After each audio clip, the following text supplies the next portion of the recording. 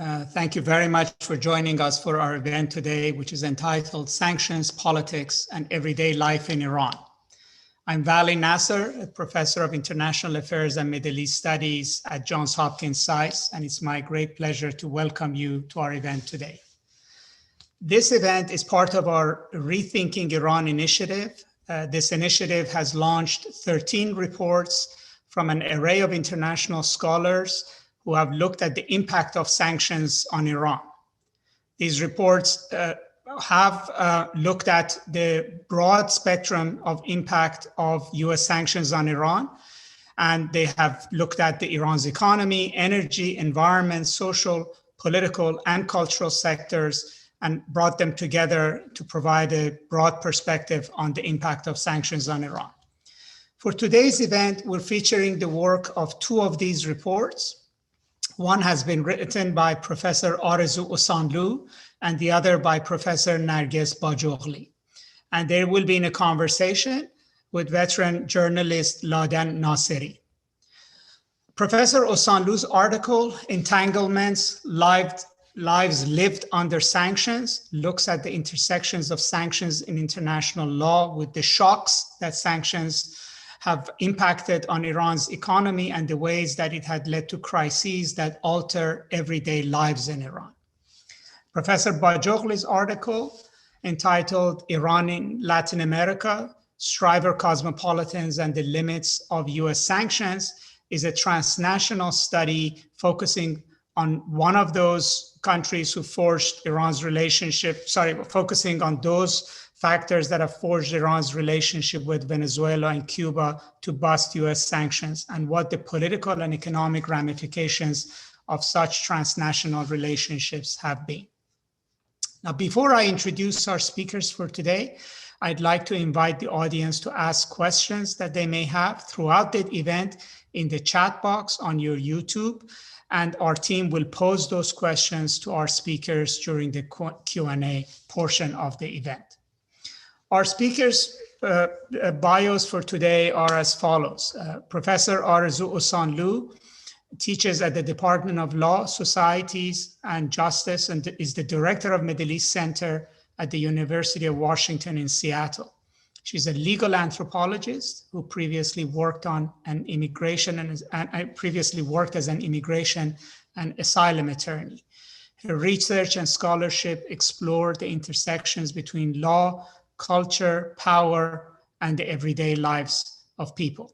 She's the author of Forgiveness Work, Mercy, Law, and Victims' Rights in Iran, which was published by Princeton University Press in 2020. And we were very pleased to have a session with her on that book as part of our Rethinking Iran project. And she's also the author of The Politics of Women's Rights in Iran, which was published by Princeton University Press in 2009. She's currently working on a new book project that explores the impact of sanctions on Iranians. Narges Bajogli is an assistant professor of Middle East Studies at Johns Hopkins SAIS. She was trained as an anthropologist and a documentary filmmaker, and is the author of Iran Reframed, Anxieties of Power in the Islamic Republic, which was published by Stanford University Press in 2019 and won the Margaret Mead Award in Anthropology. And she's also the director of the documentary film, The Skin That Burns, which was released in 2013 on the survivors of chemical warfare in Iran. And she's working on a new book on that topic and the impact of chemical warfare used on Iranians during the Iran-Iraq War.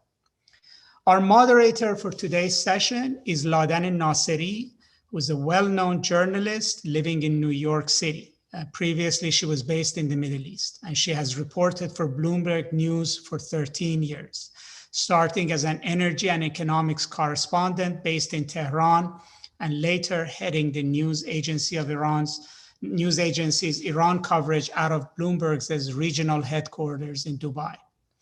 Ladan Nasseri has covered Iran's politics and economy under 3 successive Iranian presidents, several rounds of nuclear negotiations leading to the 2015 Iran nuclear deal, and also local social and political uprisings that have happened in Iran. She has written extensively about Iran's domestic politics, foreign policy, and the impact of international sanctions on Iran's economy and people. She has also covered the broader region, reporting for Bloomberg from Muscat, Beirut, and Dubai itself. Ladan Naseri holds a Master's of International Affairs from Columbia University School of International and Public Affairs, and also has a Master's of Fine Arts in Literary Nonfiction from the New School in New York. So without further ado, let me welcome our speakers. Thank them for joining us today, and I'll hand the microphone to Ladan Naseri. Thank you, Vali. Thanks to Johns Hopkins and SAIS, and also the entire team of Rethinking Iran, which I believe has truly helped elevate the discussion on Iran, the conversation around Iran. I'm very excited today to be here with both Narges and Arezou. I have been reading both of their papers with much interest, and I think that it's an honor to be discussing them today. What I particularly have appreciated, aside from the work of Narges and Arezou in general, their body of work, but these two papers for me have been, it's important to get into several points, and we will be doing that in a moment. But I think what I wanted to point out before anything is that these papers have been carried both over several years of research, and they involve numerous interviews and years of reporting. So this really confers a level of depth to this research that we seldom see in mainstream media.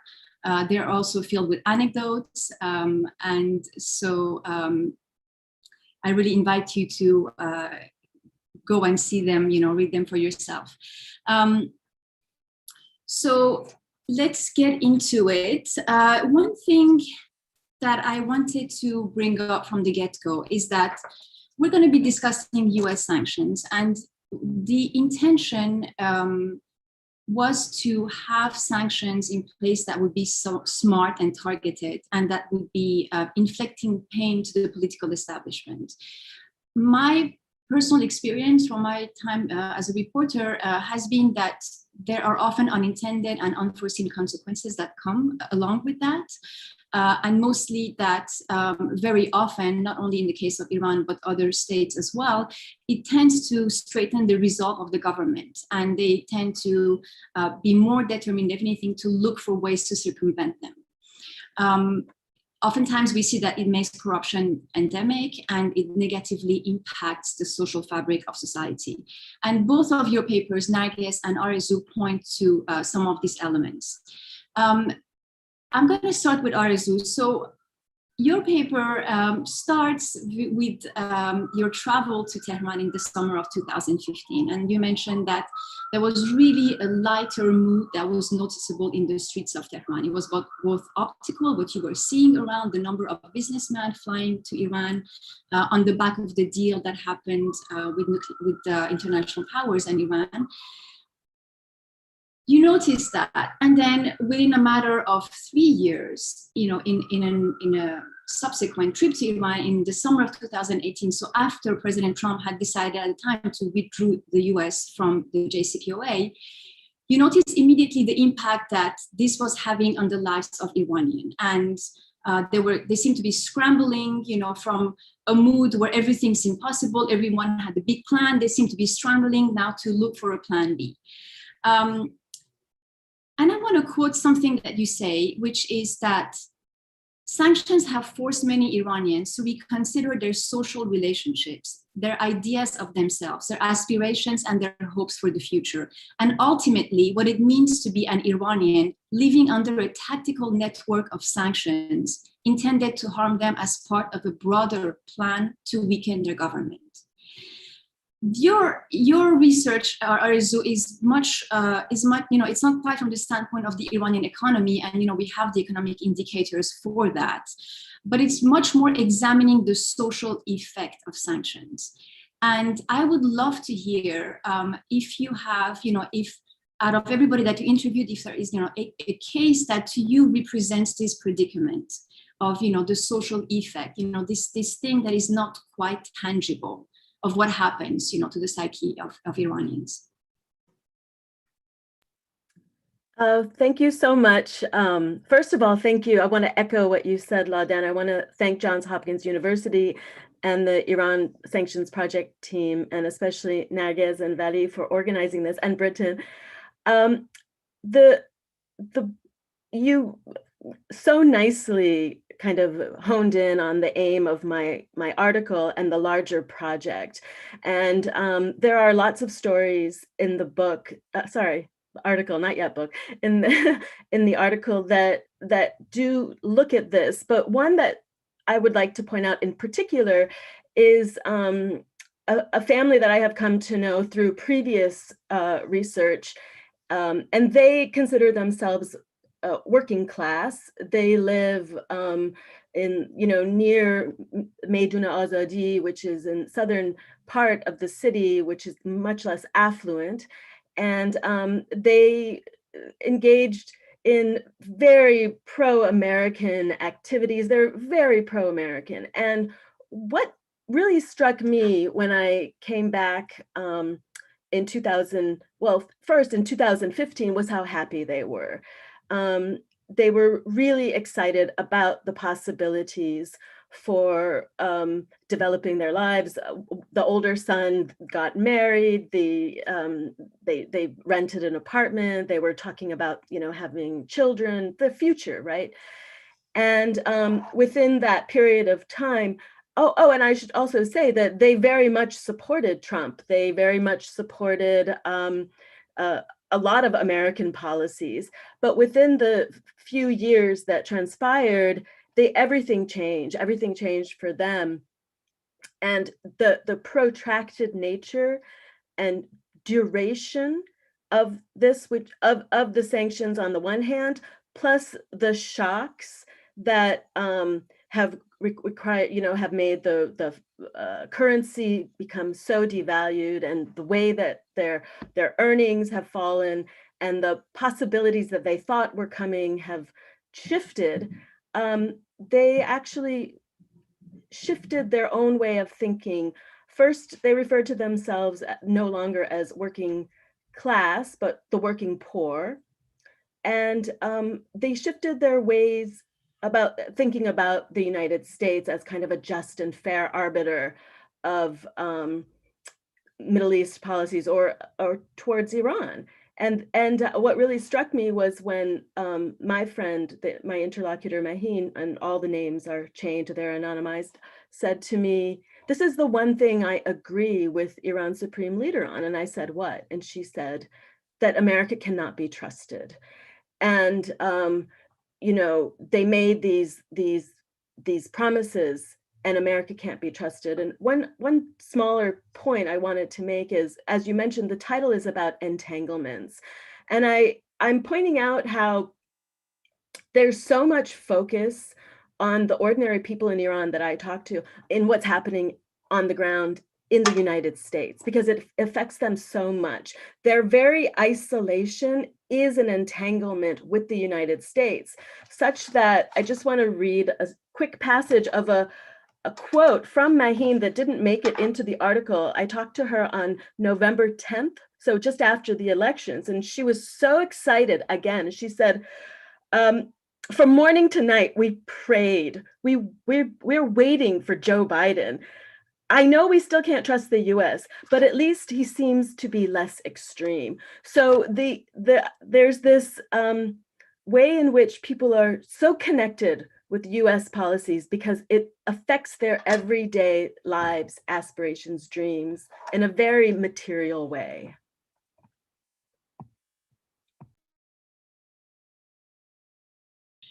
This is certainly something that I've experienced as well. In one of the interviews that I did, it was just before Trump was going to be elected. We actually had an interview with a young entrepreneur in Tehran, and the entire time the TV was on, just following the results from US election. And that is definitely the case, that I think they are very much aware and engaged with politics, because, as you say, it directly affects their their lives now and in the near future. Narges, I wanted to turn to you. So in your paper, you talk about a term which is striver cosmopolitan. It's not a term that I had heard before. It made me very curious, and I would love for you to unpack this. But just before we get into this, there is a quote that I took from your paper, which says the high level of risk involved in sanctions busting, from criminal prosecution to confiscation of goods to lost investment, has meant that business entities tied to states and militaries are the main ones that can afford to engage in transnational trade in heavily sanctioned countries. And I think this gets to the core of your paper, which is if we are to look in terms of who are the winners, who are the losers, if we are saying that the main class in Iran has been badly hit by the impact of sanctions, then who is benefiting from that, under this strict regime of sanctions? I'm going to turn it to you, Narges, if you can unpack the term and then tell us how, this term has played into the context of transnational alliances between Iran, Venezuela, and Cuba. Sure. Thank you so much for that question, Ladan. I have been thinking about sanctions for a long time, not just vis-a-vis Iran, but I've spent quite a bit of time in Latin America and specifically in Cuba. And there, Cuba has been under very, very stringent US sanctions for decades. And so it is a part of people's everyday conversations. They talk about it differently than actually it's talked about in Iran among people and among the political elite. Yet nonetheless, this conversation about who do sanctions benefit is one that is very much alive in a society like Cuba's. And it always got me thinking too, Iran is a very, very different state than Cuba or Venezuela, although Cuba has virtually very few natural resources and it's an island. So the sanctions there mean that it really does isolate the country in multiple ways. And you can see it materially as soon as you step off of a plane in Havana.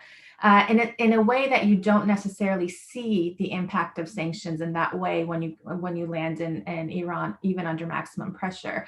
And so yet nonetheless, how, for me, it was always a question of US sanctions in a place like Cuba had not achieved the policy aims, quote unquote, of the US government, and had helped to keep certain elements of the Cuban political and especially military elite in a very strong position. So when I began to think about sanctions on Iran and to really follow the relationships that were being forged between those in Iran and in Cuba and Venezuela, one of the first things that popped out at me was that these relationships, and there was at that time during Ahmadinejad and Chavez, a lot of material and resources being put behind the creation of these relationships because oil prices were very high.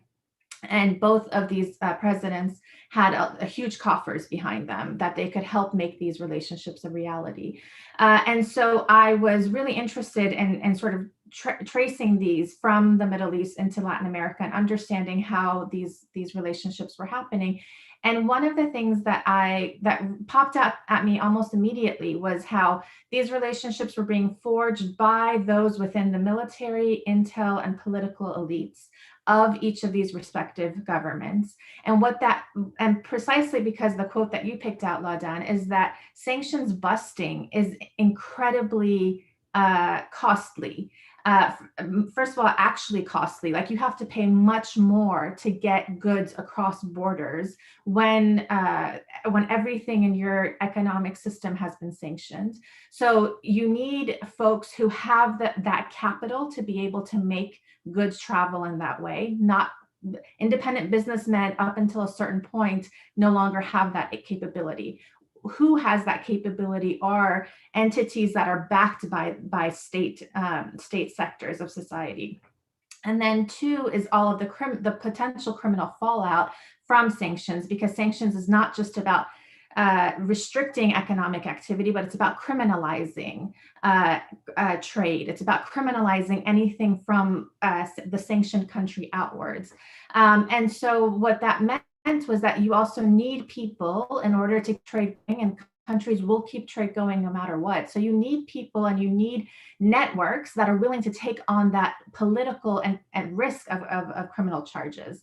And what I saw both in my time in Cuba, but then also when I began to study this transnationally, was how this was really coming from those who were extremely loyal to the systems and power, and then were very well protected within those systems of power.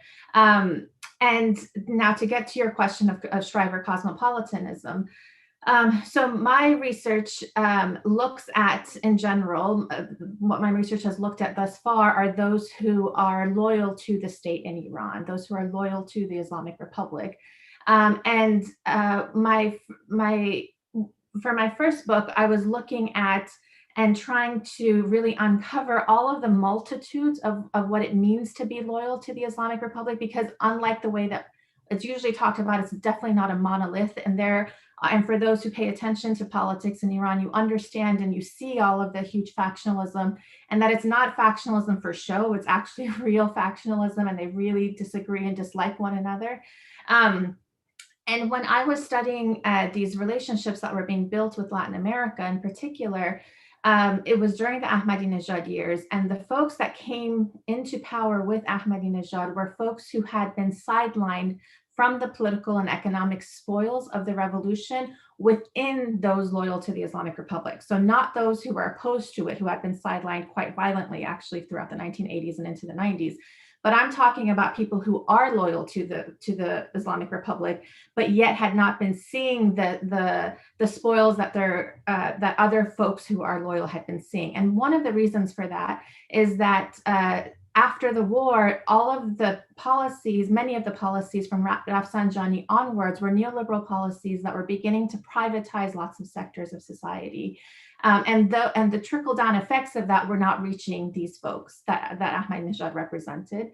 And so when he came into power, he brought folks into power who were not able to be cosmopolitan in a way that is traditionally assumed, which is with ties to the Western world, but yet were Shriver cosmopolitan. So they wanted the same kinds of lifestyles that traditional cosmopolitan elites had, but they had to look for it elsewhere. And the places that they began to look for it are places where Iran is creating its so-called resistance economy. And I was paying attention to the ones that were being forged with Latin America.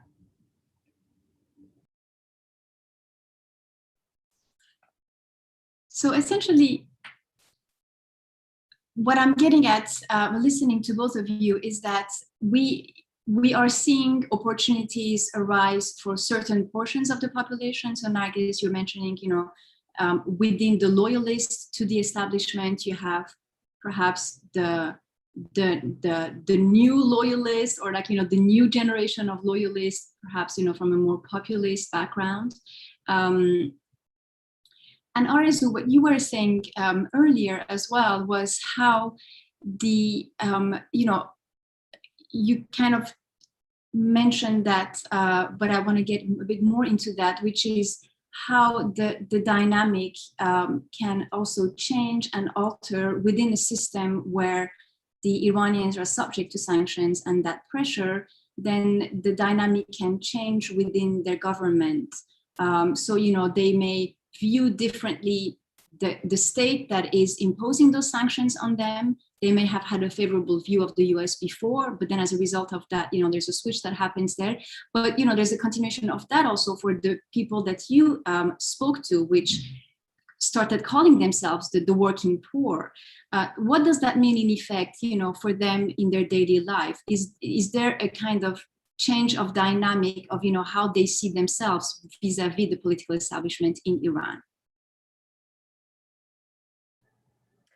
Sure. I mean, I'm really glad that Nages mentioned the neoliberalism, because one of the things I argue in the effects that I see on everyday people is that the sanctions, particularly the vast network of maximum pressure, is the effect is very similar to economic austerity or neoliberal restructuring that we see, and yet it's amplified, it's intensified in the Iranian context.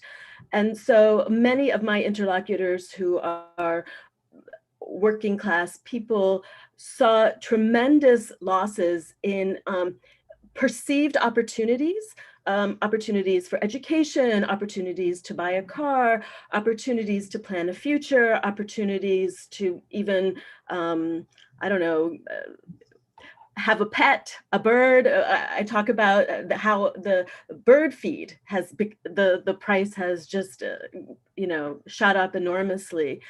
But the point of the larger impact of all of this is that these effects push people towards the services of the government. They're not going to rise up against them because they need aid, they need charity.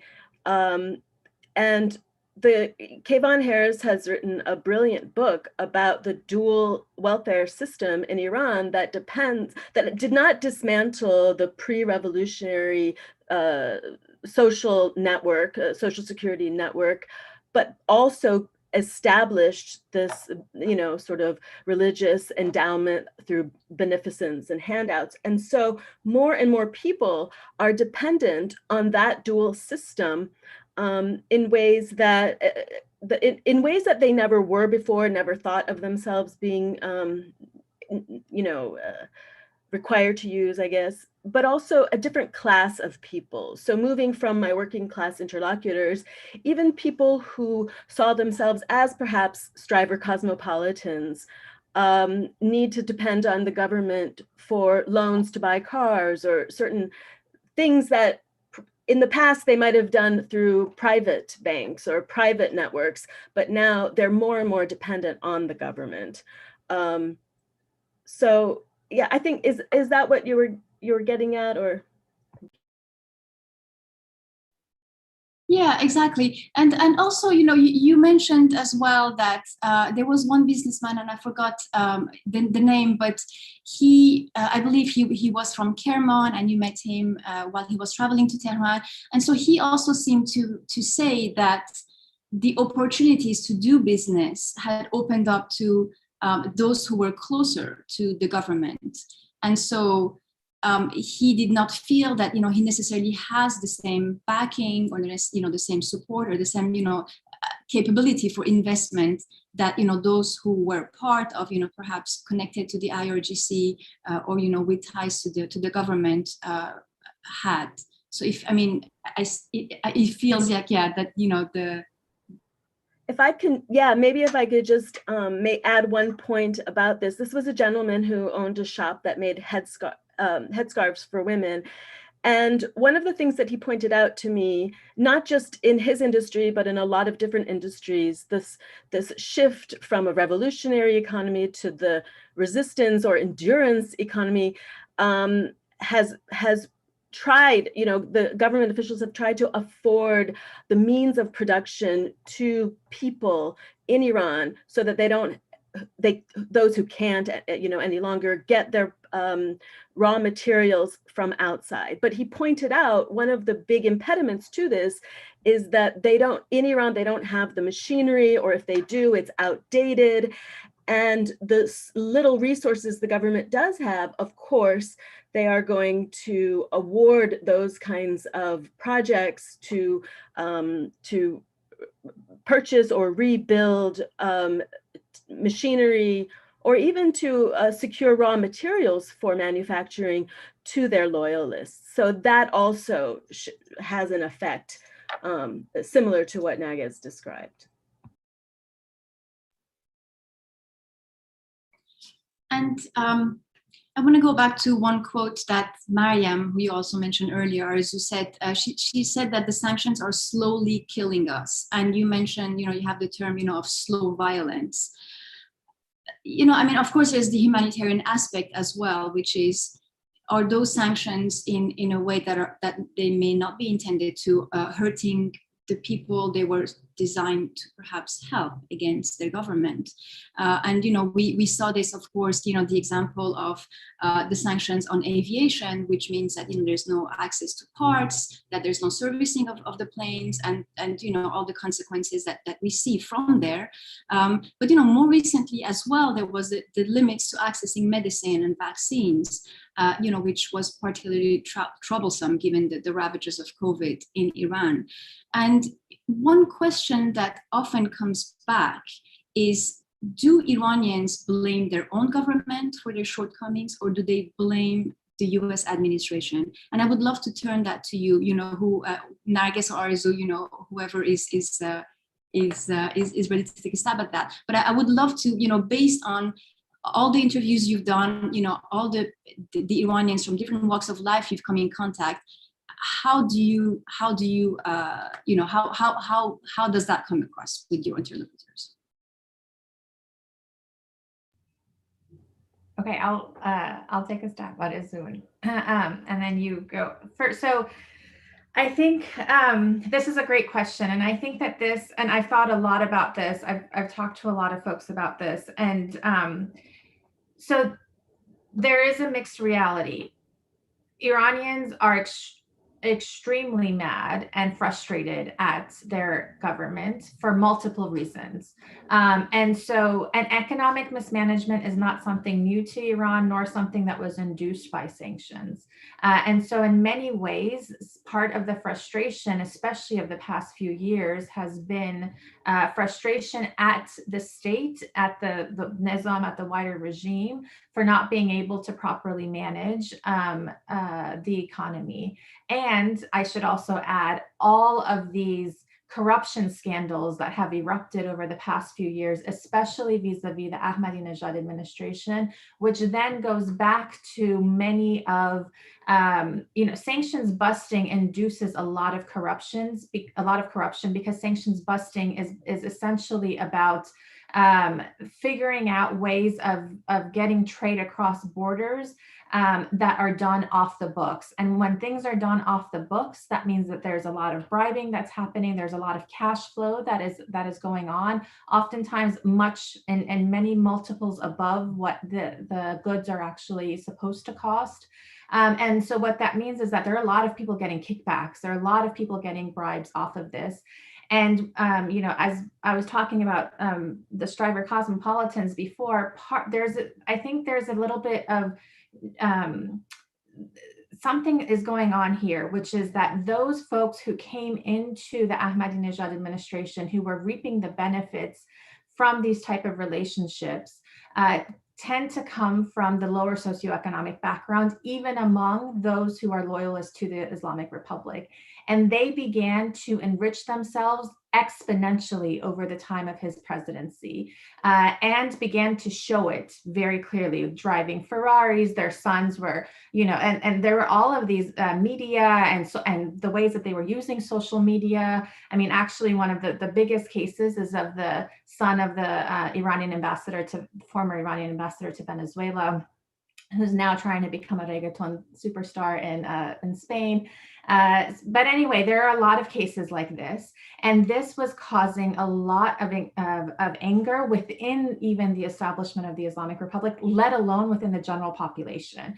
And so there has been a lot of reaction against that, and all of the numbers that have been coming out in the scandals around corruption that have been undertaken by the judiciary against folks who were aligned with Ahmadinejad have caused even further anger from the general population. And so that helps lead to sort of the complication in your question, Ladan, which is, where do people point to? I think these corruption scandals make people really, I think, understandably angry at those who are a part of the wider system and who are involved in sanctions busting. But what it also means, I think, on the other hand, is that those within the Ahmadinejad circle say that this is politically motivated. Now, whether they are right or wrong is sort of, we don't have time to go into all of that. But part of it is that it is an attempt to quell the huge jump in class and status that those folks have taken in a very short period of time. And that is leading to debates and fights within the establishment of the Islamic Republic that long preceded this type of stuff.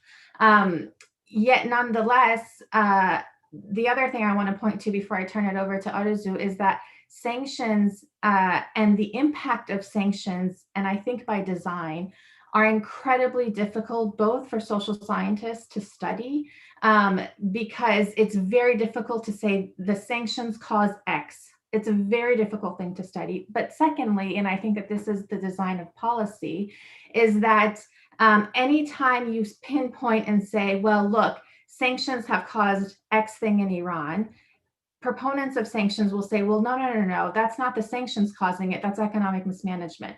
Or no, that's not the sanctions causing it, that's Y factor that's causing it. And so this inability to be able to pinpoint the cause and the impact also then is what, and Omar Dawashi, who's an Iraqi medical anthropologist who will be moderating one of our events next week, he wrote in his book Ungovernable Life about sanctions on Iraq, is that sanctions and this kind of policy, this kind of foreign policy is meant to induce a feeling of state failure on the impacted society.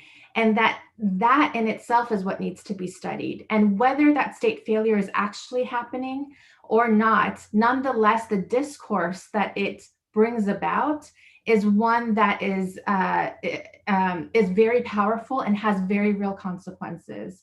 But I'll turn it to Arzu to talk about what folks within the country feel. Thank you. And I want to echo a lot of what you said. It's very difficult to show direct causation. And this gives the sanctions regime a certain plausible deniability. And sanctions look to the domestic audience, that is the US or whatever, like, oh, there's no cost. And that's why before the quote that you mentioned from Mariam, who said, this is slowly killing us, I offered a juxtaposition from 100 years earlier with Woodrow Wilson, who said, apply this economic, peaceful, silent, deadly remedy, and there will be no need for force. And I agree that there's plenty of blame to go around. But what I found interesting among my interlocutors, again, many of whom are or were had very admiring ideas about the US, and even had dreamed of immigrating to the US at some point that I knew them. Increasingly, I see them saying, look, these problems exist, but it's up to us inside the country to fix them. Whereas maybe 5, 10, 15, 20 years ago, when I started doing research in Iran, people would say, oh, human rights, we need the UN, we need international actors to come in. But I don't hear that anymore. The sanctions regime has really damaged the trust of a lot of the Iranian people to rely on international actors and institutions to shift things. And this points to one final point I wanted to make, which is about how insidious sanctions are. Because anybody you talk to in Iran, and many of the other countries that are under regimes of sanctions, they will tell you this is economic warfare. And in many ways, we see the impact it has on institutions, infrastructure, collective punishment against civilians and non-combatants. All of this would qualify as war crimes if we were in a war. That is to say that during war, we have applicable laws. International humanitarian laws or the laws of war would apply. So we would have the principle of distinction, we would have the principle of necessity, and the principle of proportionality apply. And yet, because these sanctions are not considered open or hot war, we don't have these guiding principles, and we have to ask ourselves, who monitors the sanctions regime? What tells us not only if there's collective punishment or war crimes happening, but are the objectives even being met? What are the objectives? So it's very insidious in this way. It's very amorphous and very ambiguous, and it allows the sanctioneers a certain plausible deniability. So I find it fascinating what you mentioned earlier about the fact that, in some of your previous trips to Iran, there was a sense that perhaps, or there was an openness that, perhaps some level of change or support could come from abroad. Whereas now you seem to say that, Iranians see themselves as so isolated that they're not even looking to international actors for any type of support or help.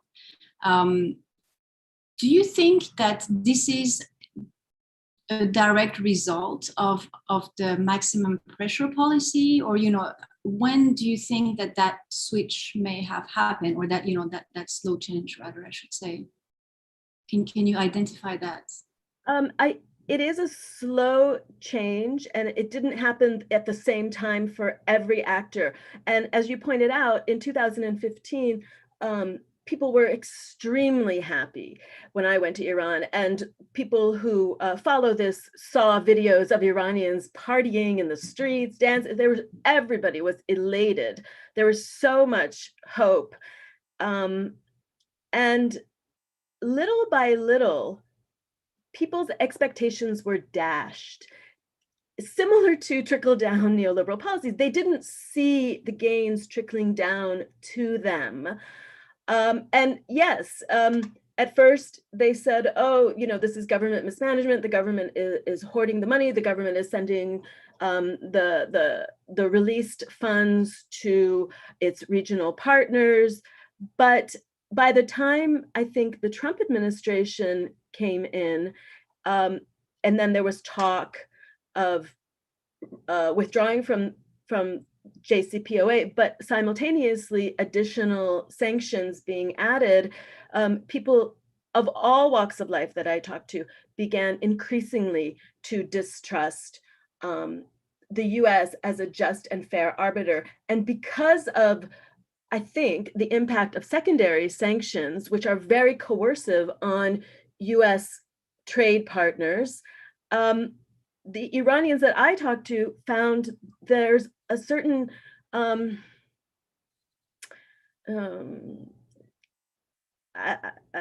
don't know the word, like not even an unwillingness, but just an inability of the EU countries that, the whole point of the deal was precisely that we already knew we didn't trust the US, but what about you, these other EU countries? You were supposed to step in, and their inability or unwillingness to step in has really added insult to injury and has broken the trust. So it's happened over time, this slow violence.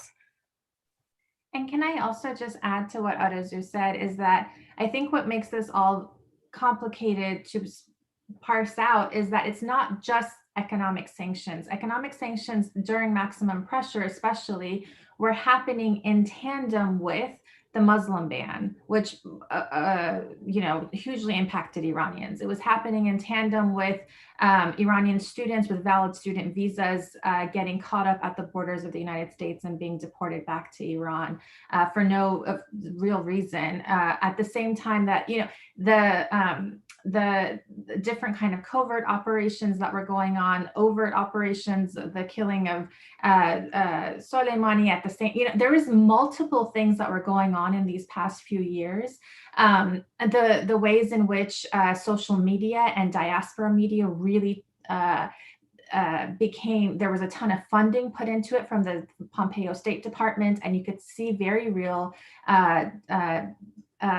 huge polarization begin to happen on within Iranian discourse on social media especially, but also beyond. And so all of these things together, I think, we can't separate them because they were all happening together at once.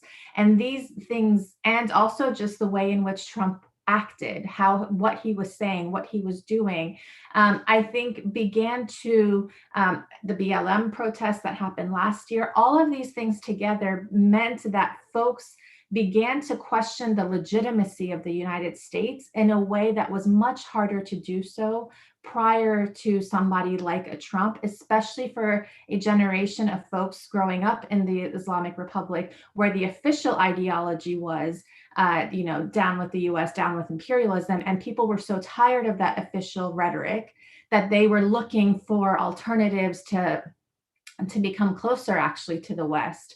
And when they saw Trump being who he was and the establishment around him and the European Union not willing to step in or unable to step in to sort of alleviate some of these sanctions pressures when Iran had not violated the JCPOA in those first year and a half, what all of that meant is Iranians began to question the United States and the Western international system in much the same way that we see within the US and around the world at the same time. I wanted to invite everyone to put in any questions they have in the chat. We're going to continue this conversation, but we can turn to answering questions in a moment. So to follow up on what both of you said, I would really like for a second to kind of look at the sanctions regime away from, kind of something that has collectively, punished civilians in Iran as an unintended consequence, perhaps, but kind of look at it more as a type of strategic diplomatic tool. And the question I have is, if we go back to 2018 and kind of think back at what the stated goal of the Trump administration was at the time, which was to kind of, to curb Iran's activities or influence in the region, to eliminate the threat of Iran's ballistic missile program, and in general, perhaps to kind of force the regime to concede and towards making a better deal. As far as I can see, not much of that has been achieved, but I would love to hear from both of you. And my question is, has any of those tools, the sanctions tools, and we know there are many of them, on different industries, on different designations of individuals, and so on and so forth. So it's really a package. But if you were to look at it, do you think that this policy in general and the tools of sanctions that have been used have in any way brought the U.S. closer to those goals? Has it been achieved or not? And if not, has it in any way played a role into bringing the U.S. closer to its goals?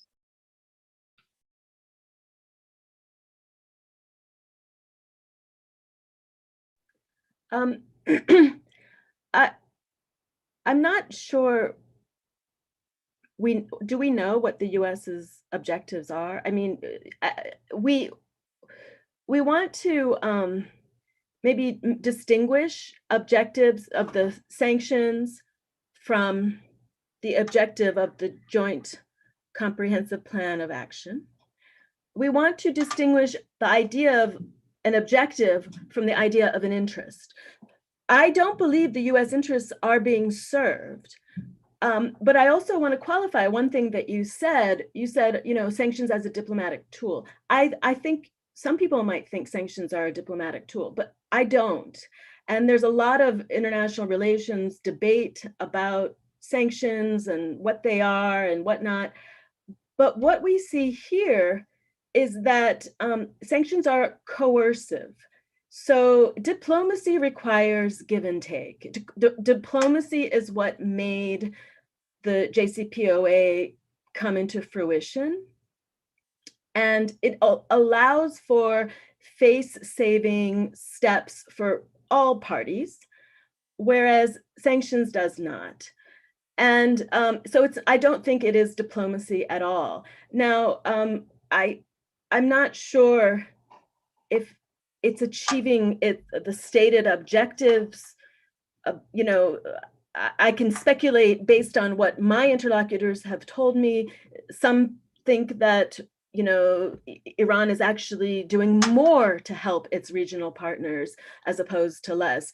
Iran is building more,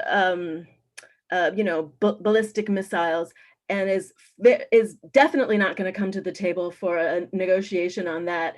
And it has reversed its nuclear program in some ways. But I think what's missing in this conversation is aside from the objective is the US interests. What we see happening here is the US taking its cue from Israel. And this is what my interlocutors tell me as well, that what is being, the impact, the effect of sanctions is to actually meet Israeli interests in the region. And true, Israel is a very important partner, an ally of the United States, but that doesn't mean they have the same interests. And currently, there are a lot of things that through diplomacy, through that give and take, that could happen, which would align better with US interests, Iranian interests, and maybe even Israeli interests in the region. One last thing is the point about the objectives. Now, someone like John Bolton wrote an op-ed saying, hey, the sanctions are working, keep them up. But then we have to look at what's happening on the ground empirically, as people in this series, in this Iran Under Sanctions project series have done, and say, okay, so if, according to John Bolton, sanctions are working, then what is the objective? Is it, as Omar Dawachi said, to create a failed state, an ungovernable society? Well, we have many examples to look at, from Iraq to Syria, Libya, to say, maybe that is the objective. The objective isn't to bring democracy or whatever they say. The objective is to hollow out the country in such a way that the regime, authoritarian, whatever you want to call it, is unable to govern. And that will have a tremendous impact on Iran's influence, both within its domestic politics and in the region. And where I'll pick up from that is, so my area of primary research is looking at the folks within the IRGC and within sort of their orbits. And so looking and talking to those folks over the past few years under the Trump maximum pressure, and sort of especially as the Biden administration in many ways has continued those sanctions, is that from their perspective and from their calculations and their analysis, the sanctions have only furthered their belief and commitment to making Iran a state that does not feel the effects of this kind of isolation and this kind of pressure as much in the future. They themselves are not planning to go anywhere. Now, that doesn't mean that they're actually not going to go anywhere, right? Because as social scientists, we don't have a crystal ball, and lots of things can happen, and no one thought the Shah's regime was going to go anywhere, but social dynamics change very fast. Nonetheless, from their perspective, what they are attempting to do and their own analysis is that even if there is a deal with the Biden administration, there's a lot of talk within their circles of maybe the Trump faction will come back into power in 3.5 years or whatever is left of Joe Biden until re-election. And so what do we do then? So let's say we get sanctions relief now, but what do we do if the Republicans come back and they want the sanctions to be brought on, or they will introduce new sanctions or whatever it may be? And so their objective is not looking at, because they've already not only have felt the burn of the Trump era getting out of the JCPOA, but these are folks that from the get-go have said you cannot trust the United States. So their entire outlook upon international relations, whether it is vis-a-vis the US or other folks within the region, has been shaped not only from the Iran-Iraq War of the 80s, but also what's happened in Iraq, what's happened in Afghanistan, what's happened in Libya, their own role and fight within Syria and beyond. And so these are the things that are shaping how they understand both the region and international politics. And for them, the United States is not an actor that they can trust, and they are actively trying to build policy and realities so that US policy does not affect them as much. And so my analysis, or sort of my answer to your question, is that Therefore, no, not at all. U.S. objectives and policy on sanctions have not resulted in what the U.S. policymakers have wanted. Thank you to both of you. I have a series of questions here, but I think I'm going to turn it to Britt and Alfred, and because I know we have some questions from the audience.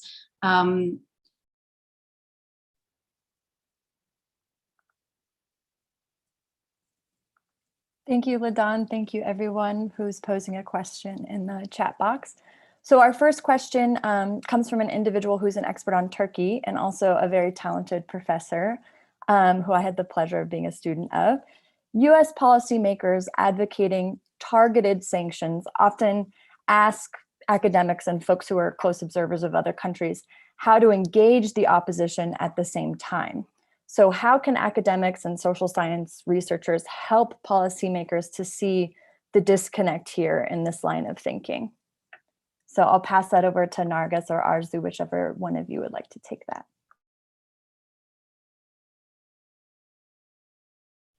Go ahead, Arzu. I'm not sure I got the question. Would you mind repeating it? I'm so sorry. Yeah, of course, no problem. So the person is asking that policymakers who are often crafting these sanctions to be very targeted will also ask, okay, we want to carry out these sanctions, but we also want to engage the opposition within the country, and how obviously those two goals are in some ways opposed to one another, or if you disagree with that proposition, you can speak to that as well. And so how can academics and social science researchers help policymakers to understand the difficulty in trying to achieve both of those things while carrying out sanctions? Well, go ahead. Well, I don't have a lot to say about this because there's a lot of literature on whether even targeted sanctions do work or don't work or what have you. One way to engage the opposition might be to update the OFAC guiding principles on Iran and allow transfers of technology, just update the possibilities for people to use social media. That was something that I saw. But one of the ways in which this is really problematic is, as we've described, and as a lot of scholarship shows, the more the outside forces sanction a country, including especially its leaders, with targeted sanctions, the government becomes much more authoritarian, much more violent, and so there's little and less opposition to engage to begin with. And like I said, the interlocutors I know, which include people in government, people who work in the government but oppose that government secretly even, have said to me, they don't see, after this experience with the JCPOA, they don't see how they can trust the US. So even if they were to work with the US or even the EU, they don't trust them. So the Biden administration has talked about measures in, gaining trust. And maybe that's what needs to happen first before they start arming the opposition or adding more targeted sanctions. Rebuild trust. And the other thing I'll just say really quickly to that is that actually, I mean, at least within the case of Iran, many civil society leaders have said that they oppose sanctions precisely because of what Arzu said, which is that sanctions, because it's economic warfare and it's also accompanied by all of these other policies against Iran, what it's doing is really securitizing the domestic sphere. And so those who are very actively involved as civil society activists in Iran have been very vocal about not wanting sanctions because they say that then therefore they can't do their opposition. That's different from some other contexts in which opposition forces within societies are asking for sanctions. But in the Iranian case, we're not really seeing that. I would love to continue with this conversation. Unfortunately, we're running out of time. So I just wanted to say a quick note here, which is really to encourage everyone to read both of these papers and to keep an eye on Rethinking Iran, because there's just a stream of wonderful events coming with experts who really know Iran and have been doing research in depth. So keep an eye on that. And we'll also have a couple of events on Iran under sanctions as part of the wider initiative coming up in the coming weeks. So thank you, Narges, thank you, Arzu, and thank you to the team here.